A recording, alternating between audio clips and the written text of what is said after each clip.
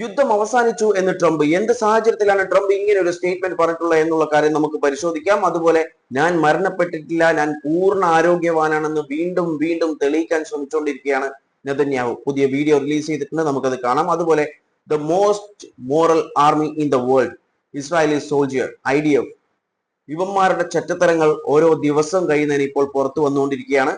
ഇപ്പോൾ ഒന്ന് രണ്ട് വിഷ്വൽസ് പുറത്തേക്ക് വന്നിട്ടുണ്ട്. ആ വിഷ്വൽസ് നമുക്ക് കാണാം, ഞാൻ പ്ലേ ചെയ്തു തരാം. അതുപോലുള്ള മറ്റൊരു കാര്യമാണ് ഇറാൻ എന്ന് വരുന്നിട്ടുള്ള ന്യൂസാണ്. ഓരോ ദിവസം കഴിയുന്നതിനെ മൊസാദ് ഏജന്റുമാരെ കണ്ടെത്തി, അതായത് ഇസ്രായേലി സ്പൈസിനെ കണ്ടെത്തി കൊന്നുകൊണ്ടിരിക്കുകയാണ് ഇറാൻ. അത് നമുക്ക് വിശദമാക്കാം. ആദ്യം തന്നെ നമുക്ക് ട്രംപിന്റെ കാര്യങ്ങൾ കേൾക്കാം. ട്രംപ് പറഞ്ഞിട്ടുണ്ട് യുദ്ധം അവസാനിച്ചു എന്ന് കോൺഗ്രസിനെ അറിയിച്ചതാണ്. അതായത് the white house formally notified Congress that military operation involving Iran had concluded within the time frame mandated under US law. യുഎസിന്റെ നിയമപ്രകാരമുള്ള ഒരു ടൈം ഫ്രെയിം എത്തുന്നതിന് മുൻപ്, അതായത് 2 മാസത്തിനുള്ളിൽ തന്നെ എന്ത് ചെയ്തിട്ടുണ്ട്, ഈ ഒരു ഓപ്പറേഷൻ, മിലിറ്ററി ഓപ്പറേഷൻ ഇൻവോൾവിംഗ് ഇറാന് എതിരായിട്ടുള്ള ഈ മിലിറ്ററി ഓപ്പറേഷൻ എന്ത് ചെയ്തിട്ടുണ്ട്, അവസാനിച്ചിട്ടുണ്ട് എന്നുള്ള ഒരു ഫോർമൽ ആയിട്ടുള്ള നോട്ടീസാണ് കോൺഗ്രസിന് കൊടുത്തിട്ടുള്ളത് വൈറ്റ് ഹൗസ്. അതായത് ട്രംപ് പറഞ്ഞിട്ടുള്ളത് കോൺഗ്രസിനെ അറിയിച്ചിട്ടുണ്ട് the war ended before the legal dead line എന്നാണ് പറഞ്ഞിട്ടുള്ളത്. എന്നാൽ അതേസമയം ഇറാൻ അതുപോലെ ഇസ്രായേലും പറയുന്നുണ്ട് ഈ യുദ്ധം അവസാനിച്ചിട്ടില്ല, എപ്പോൾ വേണമെങ്കിലും ഒരു അറ്റാക്ക് ഉണ്ടാകാം എന്നുള്ള ഒരു കാര്യം ഇറാനും ഇസ്രായേലും പറഞ്ഞുകൊണ്ടിരിക്കുന്നുണ്ട്. അങ്ങനെ വരുമ്പോൾ അത് മാത്രമല്ല, ഇപ്പോൾ ഈ ഒരു സീസ് ഫയറിലാണ് ആ യുദ്ധമുള്ളത്. ആൻഡ് ഡിപ്ലോമാറ്റിക് എഫേർട്ട് നടന്നുകൊണ്ടിരിക്കുന്നുണ്ട്, നെഗോസിയേഷൻസ് നടന്നുകൊണ്ടിരിക്കുന്നത്. അപ്പോൾ എങ്ങനെയാണ് ഈ യുദ്ധം അവസാനിച്ചു എന്ന് ട്രംപ് അണ്ണൻ പറയുന്നത്? ട്രംപ് അണ്ണൻ തന്നെ മറ്റൊരു സ്ഥലത്ത്, അതായത് പുറത്ത് പബ്ലിക്സിൽ പറഞ്ഞിട്ടുള്ള വേറൊരു വിഷ്വൽസ് ഉണ്ട്, അതൊന്ന് കാണാം. So they want to make a deal, but I'm not satisfied with it, so we'll see what happens.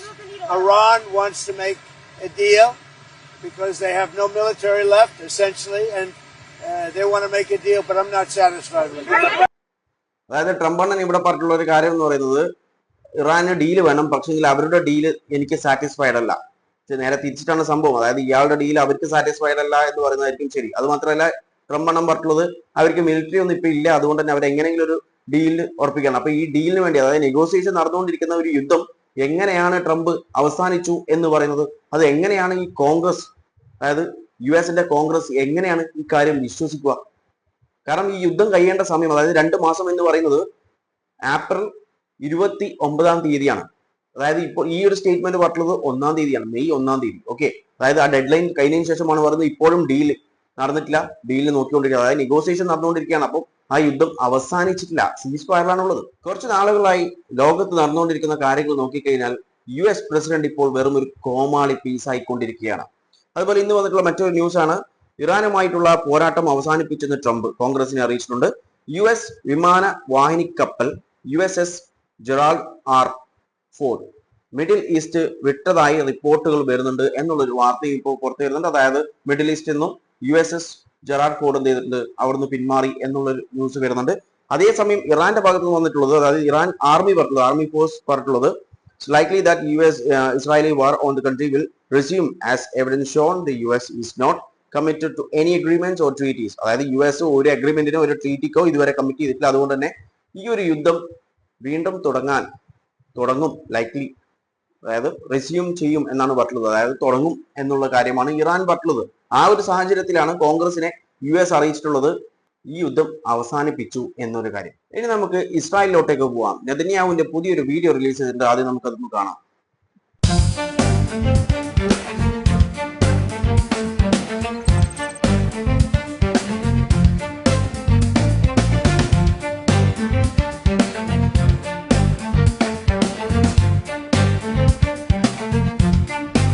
കണ്ടല്ലേ, കുറച്ച് നാളുകൾക്ക് മുൻപ് ഇസ്രായേലിലെ പ്രൈം മിനിസ്റ്റർ നെതന്യാഹു തന്നെ പറഞ്ഞിട്ടുണ്ടായിരുന്നു, അവർ ക്യാൻസർ ഡയഗ്നോസ് ചെയ്തിട്ടുണ്ട്, അത് സക്സസ്ഫുള്ളി ട്രീറ്റ് ചെയ്തിട്ട് സക്സസ്ഫുൾ ആയി എന്ന് പറഞ്ഞിട്ടുണ്ട്. ഞാൻ ആരോഗ്യവാനാണെന്നാണ് പറഞ്ഞത്.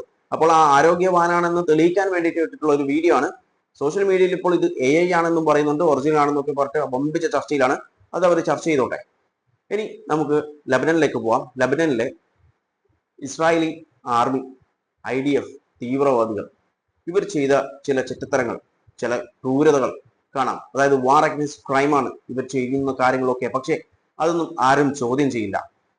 ഈ വീഡിയോ ഒന്ന് കാണാം.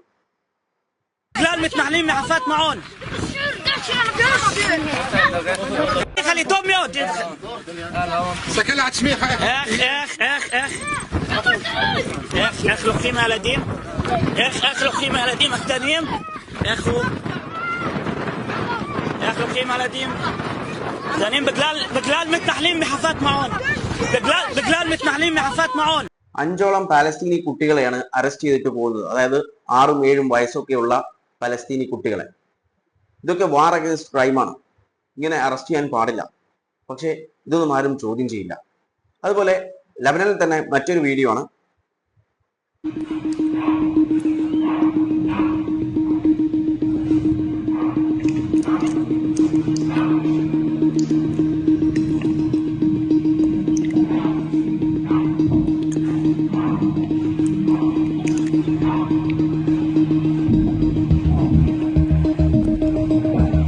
ഇപ്പോൾ വീഡിയോയിൽ കണ്ട കാര്യം എന്ന് പറയുന്നത് സദേൺ ലബനനിലെ Israeli army, most moral army, അവന്മാര് demolish monastery and running school, അതായത് ഒരു സ്കൂളും അതുപോലെ മൊനാസ്ട്രി എന്ത് ചെയ്തിട്ടുണ്ട്, അടിച്ച് പൊളിച്ചിട്ടുണ്ട്. It's run by sisters of holy saviour. Holy സേവിയറിലെ സിസ്റ്റേഴ്സ് നടത്തുന്ന സ്കൂളും അതുപോലെ മൊനാസ്ട്രി ഒക്കെയാണ് അടിച്ചു തകർത്തിട്ടുള്ളത്. ഓക്കെ, ഇതൊക്കെ ഇവിടുത്തെ സംഖ്യകളൊക്കെ കാണുന്നുണ്ടല്ലോ അല്ലെ, സന്തോഷം. പിന്നെയുള്ള മറ്റൊരു ലബനനിൽ തന്നെ വന്നിട്ടുള്ള പുതിയൊരു ഒരു വീഡിയോ ആണ്.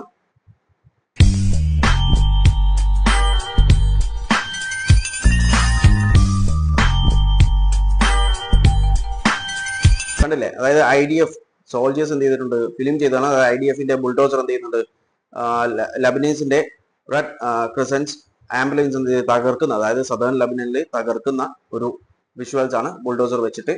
ഇതൊക്കെ ശരിക്കും പറഞ്ഞാൽ വാർ അഗൈൻസ്റ്റ് ക്രൈമാണ്. പക്ഷേ ഇതിനെതിരെ ആരും സംസാരിക്കുന്നില്ല. അതായത് most moral army in the world ആണല്ലോ, അതുകൊണ്ട് തന്നെ ആരും സംസാരിക്കുന്നില്ല ഈ കാര്യത്തെക്കുറിച്ചൊക്കെ. കാരണം ഇങ്ങനെയുള്ള കാര്യങ്ങൾ ചെയ്യുമ്പോൾ ഇവരെ ഒറ്റപ്പെടുത്തുകയാണ് ചെയ്യേണ്ടത്, ഇസ്രായേലിനെ സപ്പോർട്ട് ചെയ്യുന്ന US-നെയും. കാരണം ഇവരൊക്കെ കാരണം ഇങ്ങനെ, അതായത് വാർ അഗൈൻസ്റ്റ് ക്രൈംസ്, കുഞ്ഞുങ്ങളോട് പോലും ഒരു ദയയും ദാക്ഷിണ്യവും കാണിക്കാത്ത ഇവന്മാരെ സപ്പോർട്ട് ചെയ്യുന്നവരുടെ മെന്റാലിറ്റി ഒന്ന് ആലോചിച്ച് നോക്കണം, ഒന്ന് ചിന്തിച്ച് നോക്കണം. ഇനി നമുക്ക് ഇറാനിലേക്ക് പോവാം. ഇറാനിൽ 2 സ്പൈസിനെ തീർത്തിട്ടുണ്ട്. ഓക്കെ, അതായത് ഇറാൻസ് ജുഡീഷ്യറി അനൗൺസ് ചെയ്തിട്ടുള്ളത് സാറ്റർഡേ, അതായത് ശനിയാഴ്ച, that 2 men were executed by hanging on charge of spying for Israel എന്നാണ് പറഞ്ഞത്. അതായത് ഇസ്രായേലിനെ സ്പൈ ചെയ്യുന്ന 2 എണ്ണത്തിനെ ചാർജ് ചെയ്തിട്ട് എന്ത് ചെയ്തിട്ട് ഹാങ് ചെയ്തിട്ടുണ്ട്, തൂക്കിക്കൊന്നിട്ടുണ്ട് എന്നാണ് പറഞ്ഞത്. ഓക്കെ, 2 പേരെ ഈ കാണുന്നതാണ് 2 പേര്. ഓക്കെ, നമുക്കറിയാം ഈ യുദ്ധം തുടങ്ങിയ മുതൽ ഇന്നേക്ക് വരെ ഒരുപാട് സ്പൈസിനെ, മൊസാദ് ഏജന്റ്മാരെ, അതായത് ഇസ്രായേലി സ്പൈസിനെ എന്ത് ചെയ്തിട്ടുണ്ട്, ഇറാനിന് കണ്ടെത്തി കൊന്നിട്ടുമുണ്ട്. കാരണം അത്രയും അധികം സ്പൈ നെറ്റ്വർക്ക്സ്, അതായത് അവിടെ ഒരു ലോക്കൽ നെറ്റ്വർക്ക് തന്നെ ഇവർ ക്രിയേറ്റ് ചെയ്തിട്ടുണ്ട്, മൊസാദ്.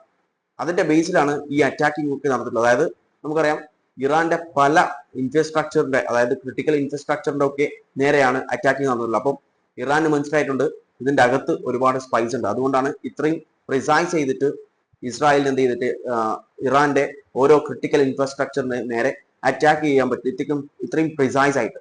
അപ്പോൾ അതുകൊണ്ട് തന്നെ ഇവർ അന്വേഷണം തുടങ്ങിയിട്ടുണ്ടായിരുന്നു. അന്വേഷണ ഭാഗമായി ഒരുപാട് പേരെ കണ്ടെത്തി കൊന്നിട്ടുമുണ്ട്.